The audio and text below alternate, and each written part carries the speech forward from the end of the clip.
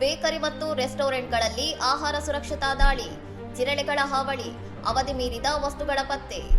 ಹೈದರಾಬಾದ್ನ ಕುಕತ್ಪಲ್ಲಿಯಲ್ಲಿರುವ ಬ್ರೌನ್ಬೇರ್ ಬೇಕರಿಯಲ್ಲಿ ಆಹಾರ ಸುರಕ್ಷತಾಧಿಕಾರಿಗಳು ನಡೆಸಿದ ತಪಾಸಣೆಯ ವೇಳೆ ಗಂಭೀರ ನೈರ್ಮಲ್ಯ ಉಲ್ಲಂಘನೆಗಳು ಬೆಳಕಿಗೆ ಬಂದಿವೆ.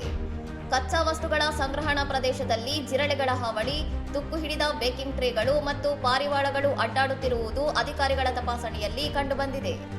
ಆಹಾರ ಪದಾರ್ಥಗಳ ಮೇಲೆ ಉತ್ಪಾದನಾ ದಿನಾಂಕ ಮತ್ತು ಮುಕ್ತಾಯ ದಿನಾಂಕಗಳನ್ನು ನಮೂದಿಸದಿರುವುದು, ಮೊಟ್ಟೆಗಳನ್ನು ಅಶುಚಿಯಾಗಿ ಸಂಗ್ರಹಿಸಿರುವುದು ಹಾಗೂ ಅಡುಗೆ ಮನೆಯ ನೆಲ ಜಾರುವಂತಿದ್ದುದು ಗಂಭೀರ ಲೋಪಗಳಿಗೆ ಕಾರಣವಾಗಿದೆ. ಈ ಸಂಬಂಧ ಬೇಕರಿ ಮಾಲೀಕರಿಗೆ ಶೋಕಾಸ್ ನೋಟಿಸ್ ಜಾರಿ ಮಾಡಲಾಗಿದ್ದು, ಆಹಾರ ಮಾದರಿಗಳನ್ನು ಪ್ರಯೋಗಾಲಯದ ಪರೀಕ್ಷೆಗೆ ಕಳುಹಿಸಲಾಗಿದೆ. ಇದೇ ರೀತಿಯ ದಾಳಿಗಳನ್ನು ಜುಬಿಲಿ ಎನ್ಕ್ಲೇವ್ನ ಲಾಪಿನೋಸ್ ಪಿಜ್ಜಾ ಹಾಗೂ ಮಡೀನ್ಗುಡಾದ ಆಂಟೇರಾ ರೆಸ್ಟೋರೆಂಟ್ಗಳ ಮೇಲೂ ನಡೆಸಲಾಗಿದ್ದು, ಅಲ್ಲಿ ಅವಧಿ ಮೀರಿದ ವಸ್ತುಗಳು ಮತ್ತು ಹಲ್ಲಿ ಹಿಕ್ಕೆಗಳು ಪತ್ತೆಯಾಗಿವೆ.